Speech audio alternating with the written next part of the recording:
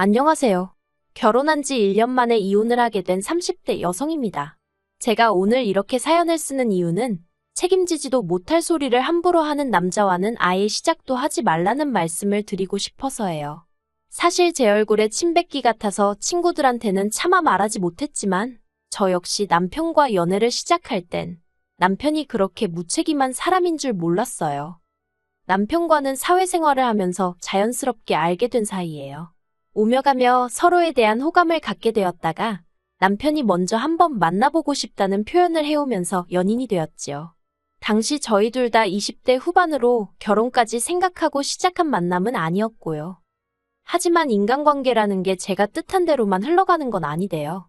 사귄 지 3년쯤 되니까 남편이고 저고 누가 먼저랄 것 없이 우린 나중에 결혼하면 이렇게 살자. 애는 몇 명 낳자. 약간은 농담처럼 이야기를 나누기 시작했거든요. 근데 솔직히 연인 사이에 의뢰하는 이야기 정도로만 생각했던 제가 어리석었지요. 왜냐하면 그러다 보니까 어느샌가 저희 둘이 결혼하는 게 당연한 일처럼 되어 있었거든요. 그래서 남편을 사랑한 것과는 별개로 결혼에 대한 100%의 확신이 있어서라기보다는 약간은 분위기에 휩쓸려서 결혼을 하게 된 듯합니다. 다른 사람들의 생각이나 시선보다는 제 마음의 소리에 좀 더 귀 기울이고 스스로에게 솔직했어야 하는데 말이지요. 신혼살림은 저희 둘의 직장이 있던 지역 내 작은 아파트에서 전세로 시작했어요. 시부모님이나 친정부모님이나 다행히 당신들 사는 집하고 노후 준비 정도는 되어 있었지만 결혼하는데 현찰다 발을 턱턱 내주실 상황은 아니었거든요. 그래서 남편과는 처음부터 우리 두 사람의 능력으로만 시작하자고 약속을 했었어요. 쓸데없는 허례허식도 상의 끝에 생략했었지요. 하지만 어째서인지 저도 남편만큼이나 받은 게 없었는데 언젠가부터 어머님과 신우는 걸핏하면 제가 빈몸으로 시집왔단 소리를 해댔습니다. 그리고 더 화가 나는 건 그런 소리를 듣고도 남편은 저를 대신해서 말 한마디 해주는 법이 없었다는 거예요. 결국 참다 못한 제가 어머님 면전에다 대고 제 친구들은 남자 쪽에서 집도 해오고 차도 사오던데 저는 무슨 팔잔지 모르겠다고 해버렸어요.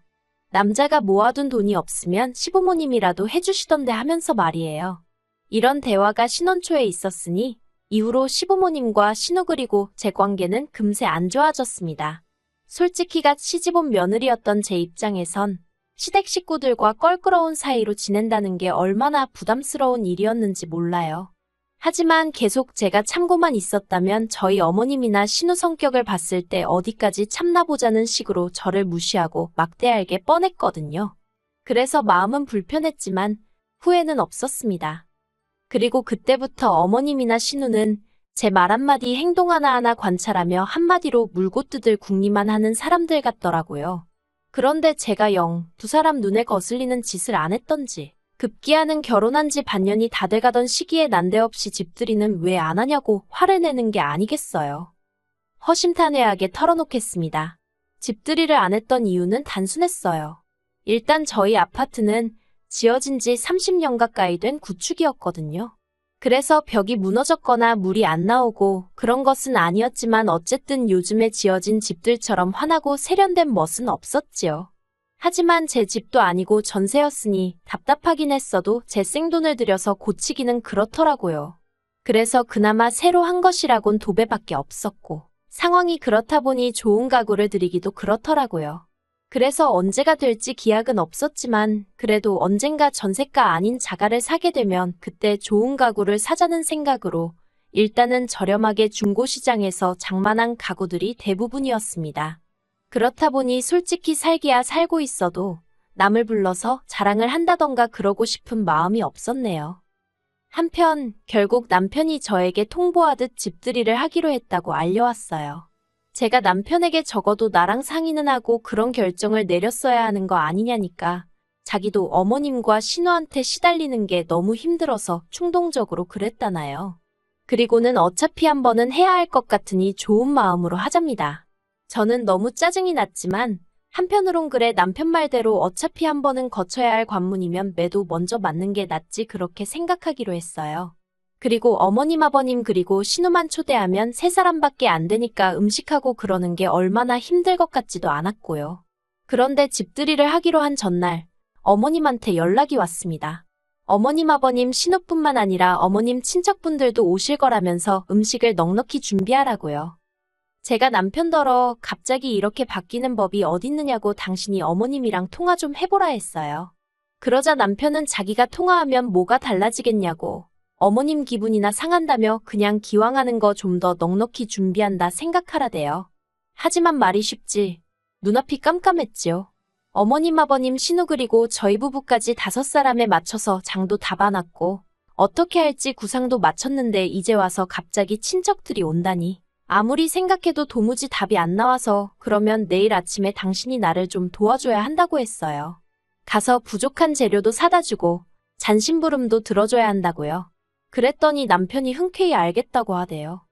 하지만 이튿날 아침 일어나니 남편은 벌써 어디를 갔는지 안 보였습니다.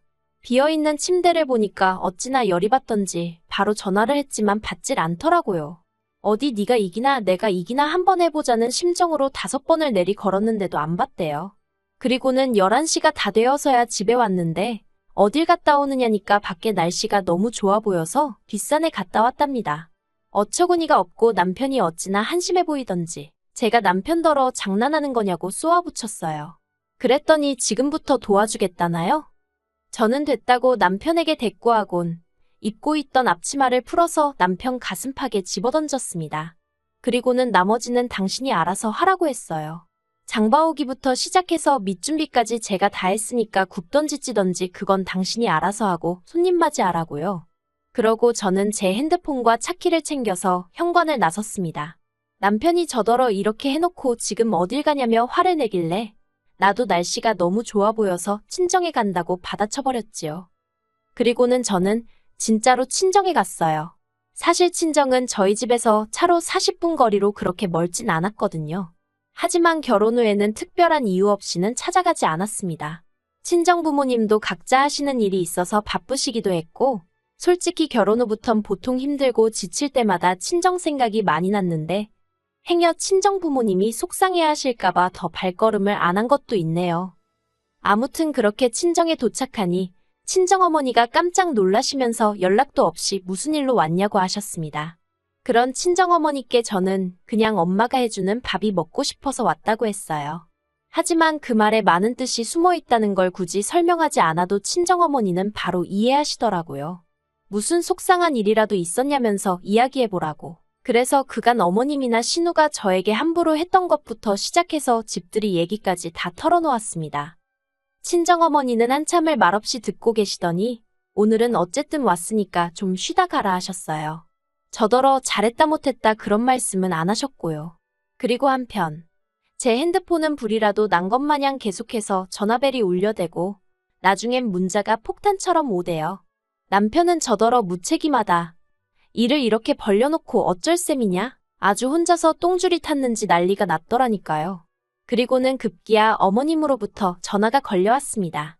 저더러 지금 당신 얼굴에 먹칠을 하려고 작정을 했냐면서 이게 무슨 짓거리냐고 화를 내시대요. 그래서 처음부터 집들이도 어머님하고 어머님 아들 둘이서 정한 일 아니냐고 왜 저한테 그러시냐 했어요. 그래도 제가 식사하실 수 있게 밑준비는 다 해놨으니 남편더러 차리게 하시란 소리도 했고요. 어머님이 저더러 하는 짓마다 마음에 안 든다고 하시던데 제가 차마 저도 어머님 하시는 행동 다 마음에 안 들어요 그 소리는 못했네요. 저는 저녁 8시가 다 되어서야 집으로 돌아갔습니다. 집에 도착하니 가관도 아니더라고요. 부엌은 엉망이 되어 있고 거실에서 뭘 했는지 장판도 여기저기 찍혀 있고 전세 끝나고 물어주고 나갈 생각에 벌써부터 머리가 지끈거리더라니까요. 그리고 그때 남편이 저를 보더니 진짜 이렇게 했어야 했냐입니다.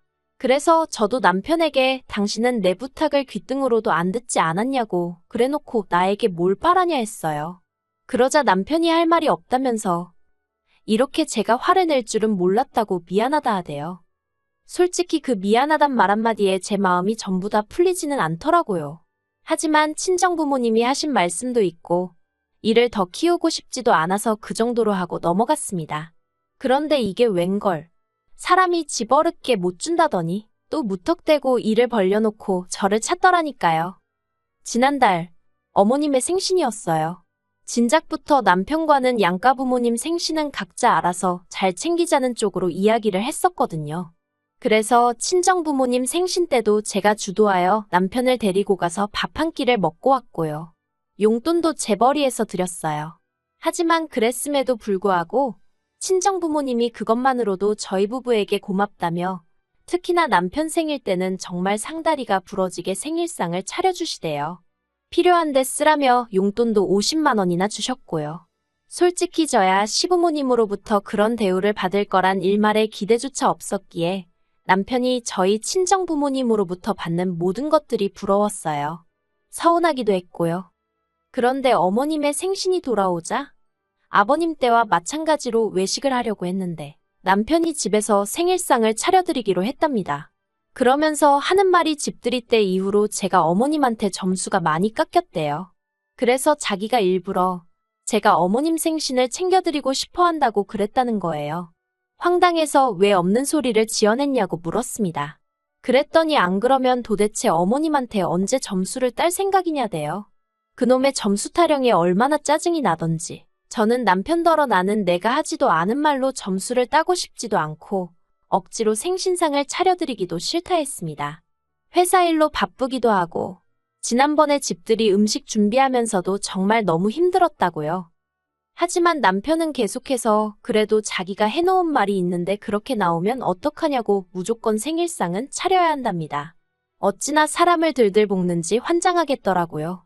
그래서 제가 그러면 생일상 얘기 꺼냈을 때처럼 당신이 음식 해놓고 내가 했다고 해주면 되겠다고 했어요. 그렇게 내 점수가 걱정이 되면 그 정도 거짓말은 해줄 수 있는 거 아니냐고요. 그랬더니 남편이 자기더러 지금 어머님한테 거짓말을 하라는 거냐고 말도 안 된다고 절대 못한다 하대요. 그래서 제가 말이 안 되는 건 아냐고 그런 사람이 왜 가만히 있던 나를 팔아서 나를 난처하게 하느냐고 아무튼 나는 생신 파티인지 뭔지 못한다고 안 한다고 했어요. 그러자 남편은 제가 다른 사람 입장은 하나도 생각을 안 해준다며 점점 목에 핏대를 세웠습니다. 하지만 그런 남편에게 당하고만 있을 제가 아니었지요. 저는 남편더러 당신이야말로 내 입장이란 걸 신경이나 써본 적이 있냐고 소리를 질렀어요. 그리고 어머님 생신상 같은 소리 한다고 당신은 장인장모 생일 때 먼저 케이크라도 하나 사와봤냐? 말이라도 먼저 생신 축하드린다고 해봤냐 따졌네요. 어쩌다 처가에 가게 되면 도살장 끌려가는 소마냥 뒤에 따라와서 주는 밥이나 처먹고 말 한마디 없이 있다가 오는 게 전부면서 나한테 어떻게 어머님 생신 어쩌고 그딴 소리를 할 수 있냐고 염치라는 게 있긴 하냐고 정말이지 그간 마음에 쌓였던 이야기가 전부 다 쏟아져 나오더라니까요.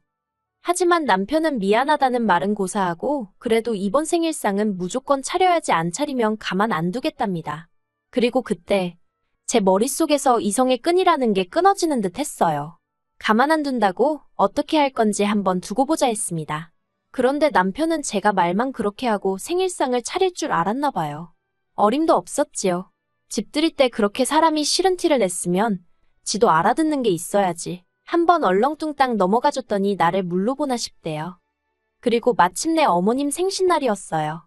주말이기도 했고 그래서 오전 10시 반쯤 느지막이 일어나 커피도 내리고 토스트도 만들었지요. 그렇게 여유있고 한가한 시간을 보내고 있는데 머리가 떡이 된 남편이 안방에서 나오더니 저를 보고는 지금 몇 시인데 왜 아무것도 안 하고 그러고 있냐는 거예요. 내가 뭘 아무것도 안 하고 있냐고 지금 아침 먹는 거 안 보이냐 했습니다.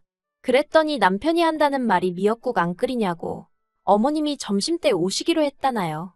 저는 어머님이 점심에 오시는 줄도 몰랐어요. 아무튼 제가 남편더러 그걸 아는 당신은 이제껏 잔 거냐고 자식이 돼서는 왜 그 모양이냐고 한마디 했네요. 이후로 빨리 뭐라도 하라고 저를 재촉하는 남편을 향해 당신이야말로 미역국이라도 끓이라고 한마디 했어요. 어머님 생신상은 순전히 당신 생각이었으니 당신이 처음부터 끝까지 책임지라고도 했지요. 솔직히 말해서 혹시나 남편이 저보다 일찍 일어나 뭐라도 하려고 흉내라도 내고 있었으면 저도 마음을 달리 먹고 도와줄 생각이었거든요.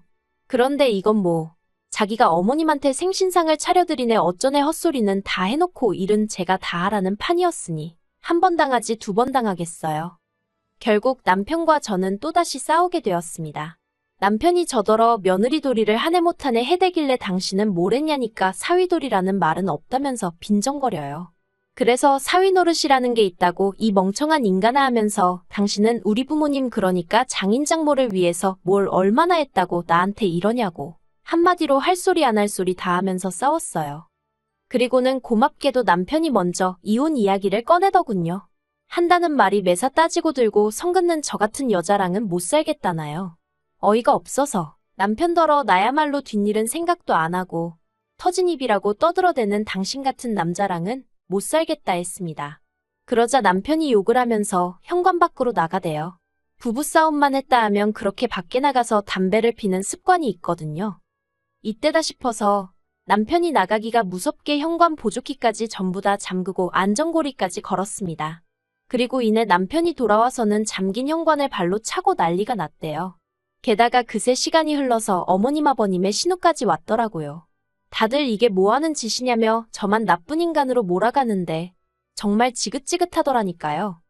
결국 남편과 저는 이혼을 했습니다. 남편도 저도 서로에게 정이 떨어진 상태였지만 이혼을 어떻게 할지 정할 때만큼은 의기투합이 잘 되대요. 어머님은 저더러 성격 이상자라며 저 때문에 당신 아들 이혼남 됐다고 저를 고소하시겠다 했어요. 그래서 하시라 했습니다. 그러면 저도 어머님과 신우의 억지와 시비 때문에 남편과 사이가 틀어져서 이혼까지 했다고 어머님하고 신우가 저희 가정을 파탄냈다고 똑같이 고소하겠다 했지요.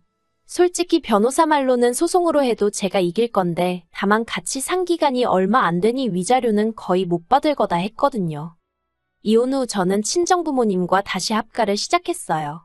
그리고 아무렇지 않은 척하고 있지만 사실 이제 내가 이혼녀구나. 솔직히 그 생각만 하면 왠지 모르게 움츠러드네요. 그래도 저를 응원해주는 사람들이 더 많은 걸 알기에 힘내보려고 합니다. 한편 남편의 경우 들려오는 소식에 의하면 기어이 그 생각 없이 말하는 버릇 때문에 큰 코 다쳤더라고요.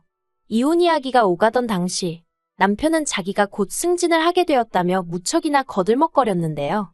알고 보니 승진을 할 예정도 아니었고 순전히 자기가 잘못된 몇 개 서류랑 사장이 다른 사람들하고 나눈 이야기를 엿듣고 그렇게 소문을 내고 다녔던 거더라고요. 근데 문제는 그 이야기가 사장 귀에 흘러들어가서는 사장이 남편더러 경거망동하는 것이 믿을 수가 없다며 오히려 좌천을 시켰다는 거예요. 솔직히 그 이야기를 들었을 땐 언젠가 그놈의 입 때문에 망할 줄 알았기에 놀랍지도 않았지만요. 하긴 이제 뭐 남남인데 무슨 상관이겠어요. 저는 저대로 제 앞가림이나 잘하렵니다.